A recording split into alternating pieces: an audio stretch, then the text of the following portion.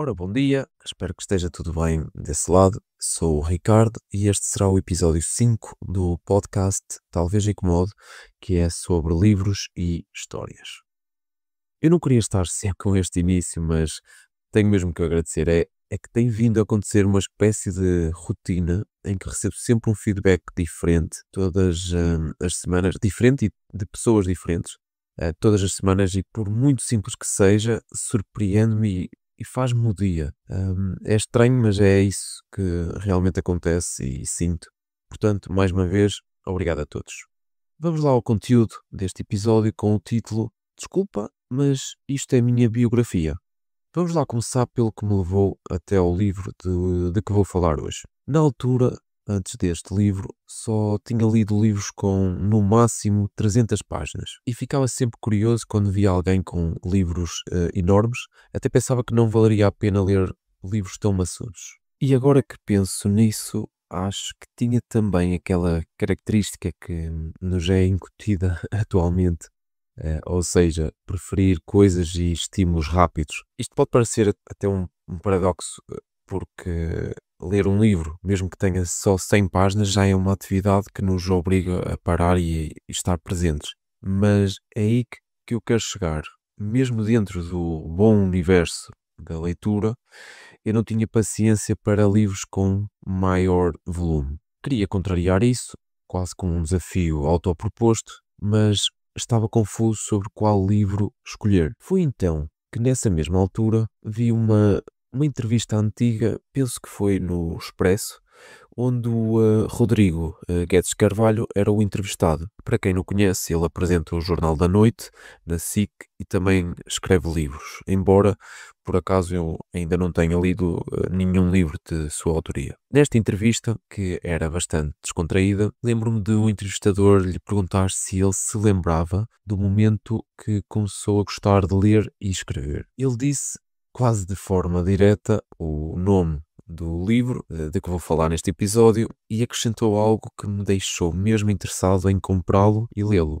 Disse que o momento em que soube que queria escrever, começou a apreciar verdadeiramente a leitura e a achar fantástico este jogo de palavras que pode compor um livro, foi quando tinha uns 13 ou 14 anos e leu Servidão Humana de William Somerset Maugham. E lá está, trata-se de um livro com 700 páginas. Fiquei surpreendido e até um pouco intrigado pela maneira simples, cativante e natural com que ele falou de um livro daquele tamanho. Fui pesquisar, claro, e poucos minutos depois, sem pensar muito, já estava a fazer a encomenda do livro. Quando tive o livro nas mãos, assustei-me. Não estava mesmo habituado àquela dimensão, parecia um tijolo. Eu sei que há livros ainda maiores, mas aquele foi o meu primeiro, susto. Contudo, não sendo muito preciso, mas acho que demorei menos de 2 semanas a concluí-lo. Mas afinal, sobre o que é este livro Servidão Humana? O livro foi lançado em 1915 e é um dos romances mais emblemáticos do século XX e a obra-prima de William Somerset Maugham. Esta narrativa clássica, de entrada na idade adulta, conta a história de Philip Carey, alter ego do autor na sua juventude, dividido entre o fervor religioso da família e o desejo de liberdade que os livros e os estudos lhe dão a conhecer. Em busca de independência e aventura, Philip larga tudo e vai tentar a sorte como artista em Paris. Mas tudo muda quando se apaixona, e isso vai ter um impacto profundo e inesperado na sua vida. É um relato inigualável sobre o poder do desejo e da sede de liberdade do homem moderno. Servidão Humana coloca-nos friamente perante a nossa própria visão da vida, as nossas dúvidas e o poder das decisões. Pronto, vou dizer, sabendo que irei sentir-me nu, mas vou na mesma dizer que identifiquei-me tanto com este livro que poderia ser facilmente a minha biografia. Como referi anteriormente, a história acompanha o crescimento do protagonista, Philip, desde a infância até à idade adulta. E uma das coisas que me prendeu não foi só a própria história, mas também a forma como o livro mergulha nas emoções humanas, nas indecisões, nas frustrações e principalmente nas obsessões. Foi como encontrar um espelho de pensamentos que sempre tive, mas nunca consegui pôr em palavras. E não me interpretem mal, porque, como disse, isto poderia ser a minha biografia e de muitas outras pessoas, mas a personagem principal às vezes é difícil de se gostar. Aliás, chega a ser muitas vezes doloroso, a tentativa de entender as decisões do Philip. Mas penso que é isso que torna tudo mais real. Há ali uma humanidade crua que me agarrou imenso. Ele toma más decisões, mete-se em relações tóxicas, fica obcecado com pessoas que não o valorizam e dá voltas e voltas à sua vida e lança aqui uma pergunta. Quem é que nunca passou por algo assim, nem que seja em menor escala?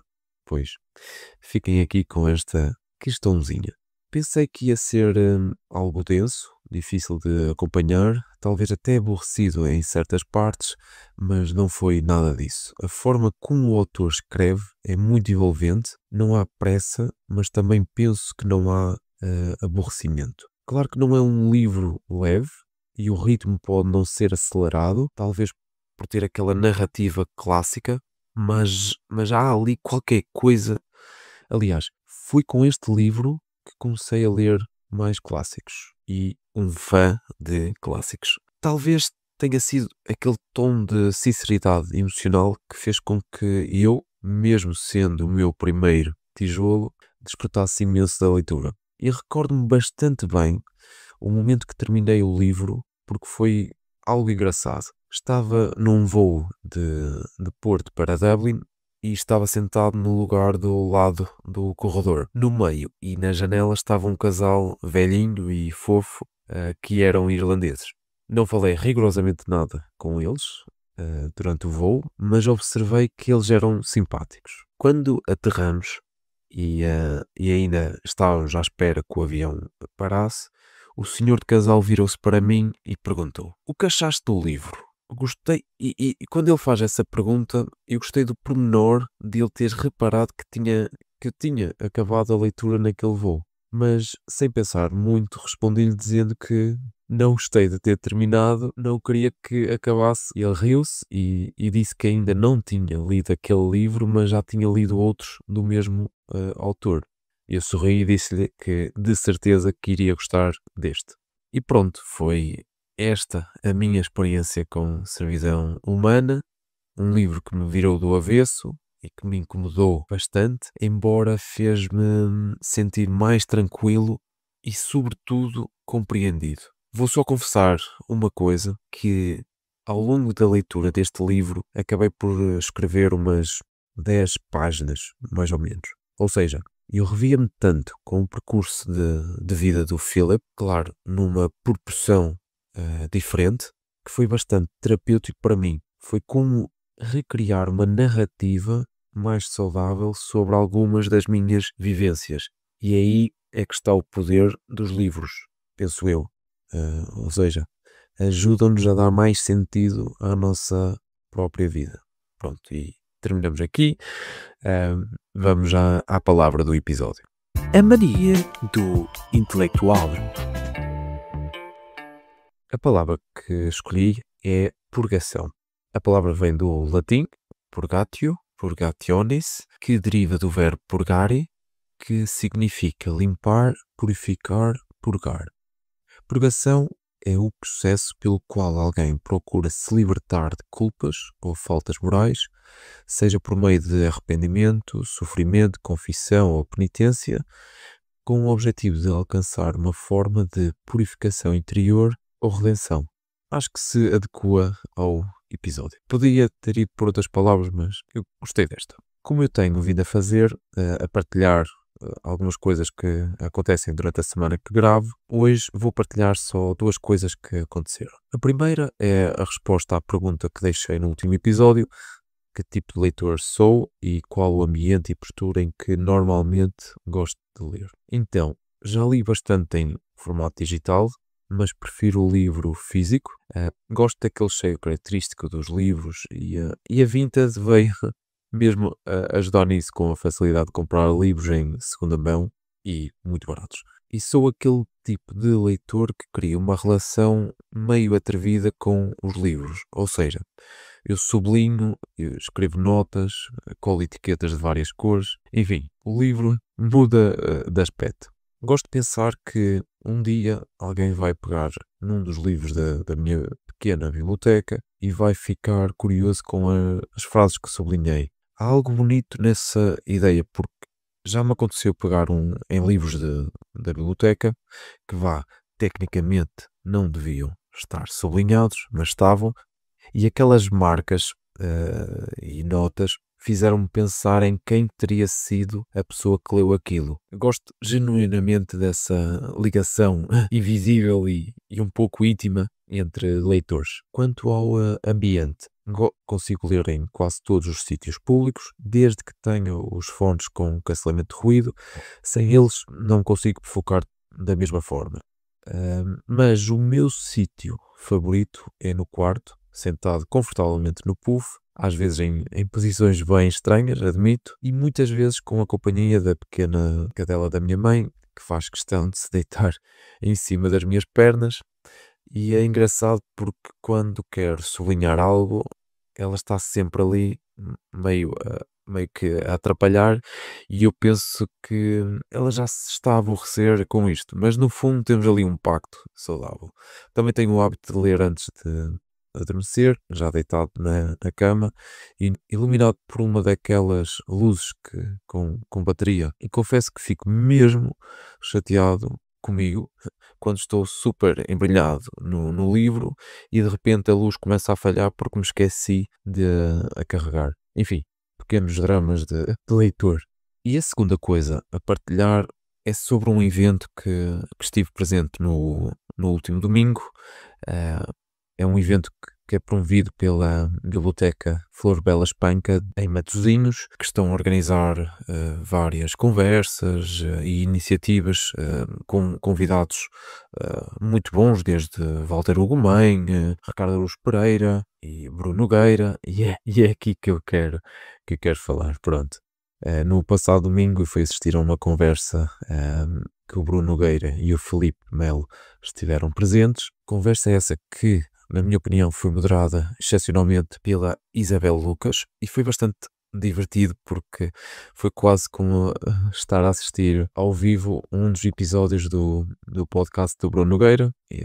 Isso não se diz, e não vou estar aqui a revelar o que é que, não a revelar ou a partilhar o que é que foi dito nessa conversa, mas porque quero salientar outra coisa e partilhar aqui em voz alta o facto de eu admirar muito o Bruno Nogueira, que pode ser realmente uma coisa que me podem contrariar e está tudo bem, mas era uma pessoa que eu gostaria mesmo de conhecer presencialmente. Por acaso já tive a oportunidade de ir ver um espetáculo de stand-up comedy e estava na primeira fila, mas pronto, não tive aquela oportunidade de falar com ele. Neste evento eu decidi ir sozinho, porque já saberia que poderia ser chato se alguém viesse comigo e não fosse tão fã do Bruno Nogueira como eu, e eu decidi também levar os 2 livros que ele tem sobre crónicas, porque ele agora já não escreve, mas ele escrevia crónicas semanais para a Sábado e escreve muito bem, a meu ver, mais uma vez,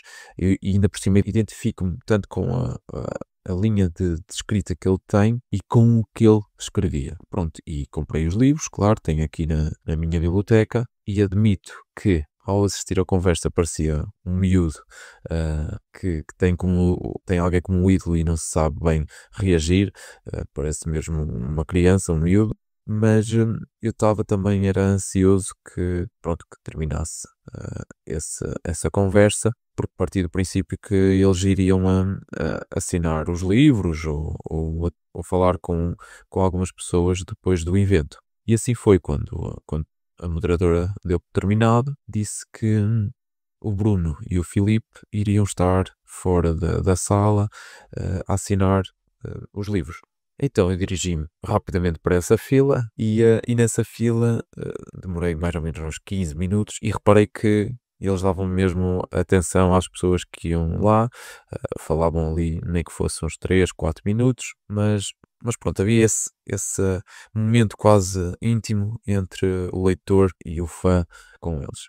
E assim foi, no momento que estava quase a chegar a minha vez, eu estava super nervoso e eu não costumo ficar nervoso, mas posso dizer que eu estava a segurar os livros e eles estavam a suar imenso. Eles não, a minha mão é que estava a suar imenso, eu estava a molhar os livros todos. E quando eu cheguei, então, frente a frente com o Bruno Nogueira, houve aquele momento um bocadinho estranho, mas cumprimentei-o e ele é uma pessoa que intimida, no bom sentido, ou seja, olha mesmo nos olhos da pessoa e tal. E quando eu estava a entregar os livros ao Bruno, pus um em cima do outro, claro, mas o primeiro livro está assim um pouco maltratado. E quando o Bruno viu, ele virou-se para mim e disse: Então, este livro já teve melhores dias. E eu, Bruno, permite-me dizer o que é que se passou para me defender. E ele largou assim um sorriso e a moderadora também estava ao lado, começou-se a rir. E eu, pronto, olha, foi o seguinte: eu por acaso costumo viajar, gosto muito de viajar e gosto de levar sempre um livro comigo. E o teu, infelizmente ou felizmente, eu levei-o no último caminho de Santiago que eu fiz e que não estava à espera que chovesse.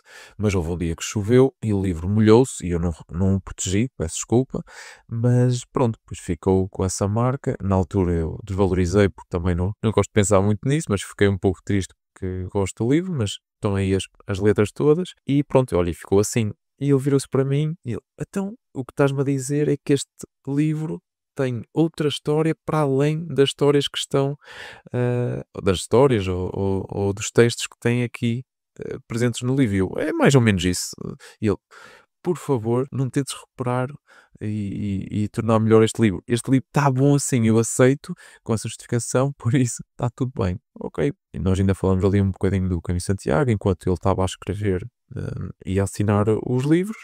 E eu, pronto, também só queria era sair dali ao mesmo tempo que queria ficar, porque não gosto de estar ali também a roubar tempo às pessoas.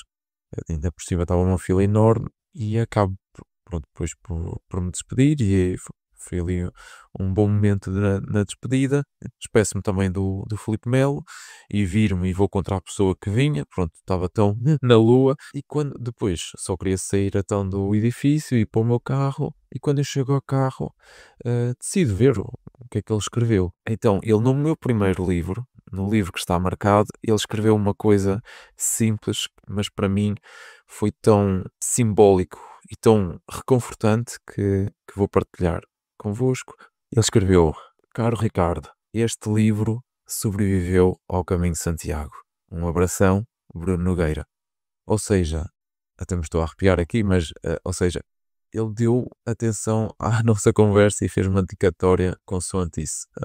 Eu não sei se muitos escritores, porque foi a primeira vez, por acaso, que um dos meus livros foi assinado pelo autor, assim diretamente, e eu não sei se eles fazem sempre isto, mas para mim o Bruno Nogueira, como é uma pessoa que já esteve e vai estando tão presente na minha vida, tanto nos episódios do podcast dele, nas crónicas, nos projetos que ele cria, identifico mesmo com tudo que ele faz. Também me identifico com algumas coisas menos boas de que ele fala e não concordo plenamente com tudo, mas a maior parte das coisas sim, mas até mesmo quando ele não está bem nas suas observações, eu gosto disso porque também mostra que ele tem esse lado humano e reconhece. E pronto, esta, esta é a minha partilha da semana. Espero que tenham gostado deste episódio. Não tenha sido assim muito lamechas, mas pronto, há aqui coisas que